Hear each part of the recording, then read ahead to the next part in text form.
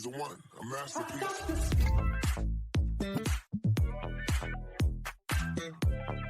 Close to the gods. She's the one, a masterpiece.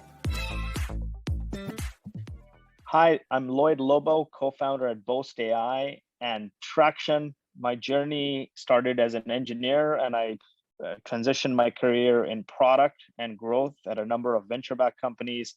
Been a part of a few failures before starting Boast.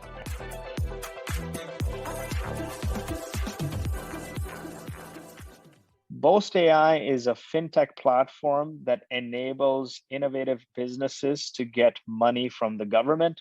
Globally, there's hundreds of millions of dollars in innovation funding by governments to support technology and growth and innovative companies. But the application process is cumbersome, it's prone to audits, and receiving the money can take a long time.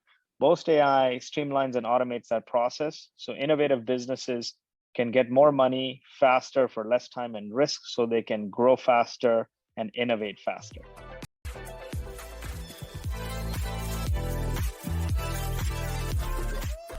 That's mired by traditional consultants and manual work. Traditionally, large accounting firms did this, right? So innovation funding and R&D tax credits has existed and been around since the 80s. US government provides more than 10 billion, Canadian government provides more than $4 billion, but it's a manual, cumbersome process. What happens is you do a year's worth of R&D, then at the end of the year, an accountant or a consultant comes and talks to your CTO or the founder and said, tell me what you did in R&D that meets this criteria. And it's a lot of going back and digging and looking at your documentation, figuring out what work you did, writing documents, creating time spent based on what were the engineers and how much time they spent on those products, and then creating all these reports and narratives for the government, and then you file it. And once you file it, the government may choose to audit you, and you got to then explain why it meets their criteria. And then once they're done processing it, you end up getting that money. And we thought that's a very manual, broken process. So we set out to streamline that by pulling data automatically from a company's technical and financial systems real time through the year, stitching that together to then figure out what work they qualify for. And so everything is tracked real time as you go through the year. And so if there's an audit, you have all the documentation logs and you're not scrambling. And the other thing, what we did, we also announced a $100 million fund or credit facility where we say, we know what R&D work you're doing and what innovation work you're doing. We know what will qualify with the government. Why wait a year to apply for it and then wait for the government to process it? We know what work you're doing. We'll give you the money now. And so that trifecta of streamlining the cumbersome application process, streamlining the frustrating audit process, and then you don't have to wait 12 to 16 months to get it from the government, because we know what you qualify for. We give you the money right now, and then we take it from the back end from the government. So that's effectively how we disrupt this industry that is mired by consultants and large accounting firms.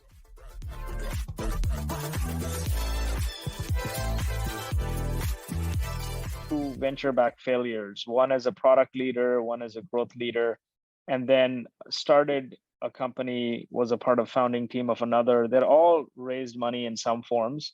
And when I say failures, meaning a failure is when the founders and the company employees don't make any money. And so when we started Boast AI, we decided to bootstrap the company. Your biggest source of growth and revenue and funding should come from your customers. And so we sold to customers even before we had a product, doing the work very manually. And then we built technology with the customer revenue to automate the processes. And we did that, and it got us to about 8 figures in revenue. And when you have money and customers are talking about you, it attracts investors. And that lean, efficient, bootstrapped revenue enabled us to raise money.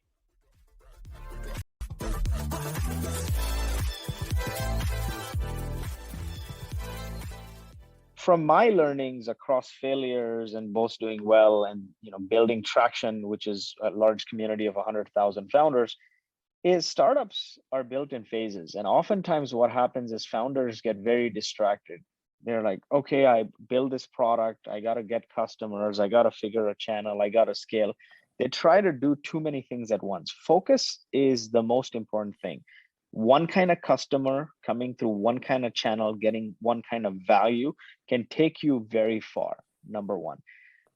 So look at the phases you're building it. Say you have a startup idea. Your first phase is validation, right? You're trying to understand if people will put their hands up, your message will resonate with them, the problem that you're solving, right? So your first phase is validation, getting that 8, 10, 15 unaffiliated customers to try you out.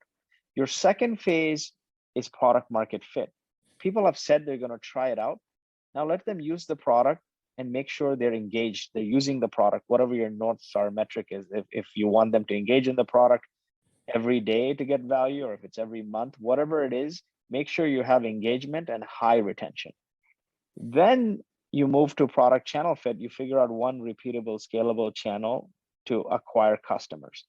Once you figure out that repeatable, scalable channel, then you're at a point of scale and you can pour 75% of your resources putting fuel on fire, and then 25% of the time you try new things, and that goes through that same journey of validation, product market fit, product channel fit, and scale. What founders tend to do is they run to scale a little too fast, and it is very important to be deliberate. When you're validating the idea and the message with 8, 10 customers, what's important is getting those customers, not doing PR and hiring all kinds of people. Optimize for the phase you're in.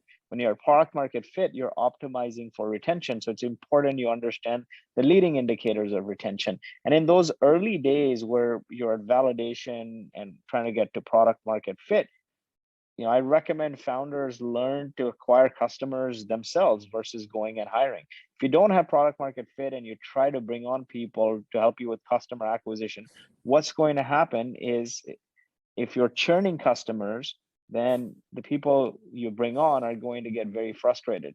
So your job is to get to product market fit, learn as much as possible, iterate so people are engaging with your product and not churning. And a lot of this founders, I recommend learning to sell yourself.